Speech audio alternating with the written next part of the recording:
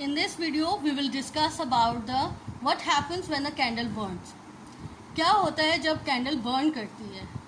These are, you can see three beakers. In the first beaker, we put a candle and one test tube is placed over the candle. Beaker जो है वो fully water से full हुआ है. The test tube cut off the candle air supply. ठीक है, test tube को fully आपने कैंडल के ऊपर प्लेस नहीं किया. In the second test beaker you can see आपने फुली टेस्ट ट्यूब कवर कर दिया है, उस कैंडल को कवर फुली कर दिया है. What happens in the third beaker में देखें, वही जो सेकेंड बीकर है वो थोड़ी देर में कैंडल बंद हो जाएगी. क्यों हो गई? Because it does not receive oxygen, because fuel burn in the presence of the oxygen. In the first beaker it keep glowing. वो क्यों जलता रहा? The flame keep glowing. Why? Because उसको एयर मिलती रही, और एयर में क्या होता है? ऑक्सीजन.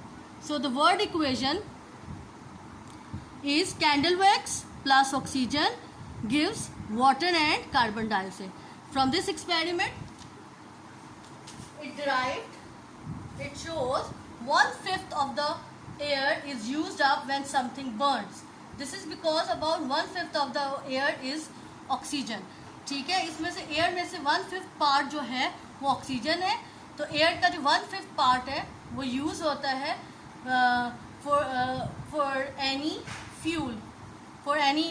Fuel burning. तो इसलिए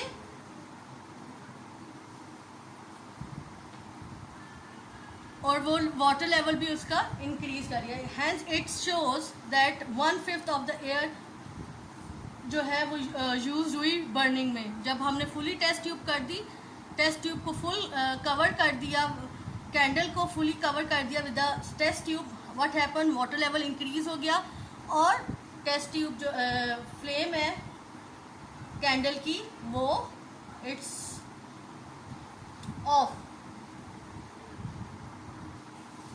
next topic is some early experiment on air. In early years scientist thought that air was an element, मतलब एयर खुद ही एक एलिमेंट है. लेकिन कुछ अरसे के बाद जब उन्होंने एक्सपेरिमेंट परफॉर्म किया, in 1774 Joseph Priestley performed the experiment and explained the result that air was not element. It contains some elements, that oxygen gas, it's about 1/5 present in the air. It's an active gas, and inactive gas which nitrogen is also present there. He proved this result by performing the experiment. He took two apparatus. He took apparatus, bell jar apparatus. You can see on the book page number 79. And then he put the mercury. Mercury एक element है, उसको उसने liquid है, उसने उस bell jar में put किया. Hair जहाँ पे रेड एरो शो हो रहा है, इस मरकरी को जब हीट किया तो इस जार में और बाहर से ऑक्सीजन को अंदर आने दिया.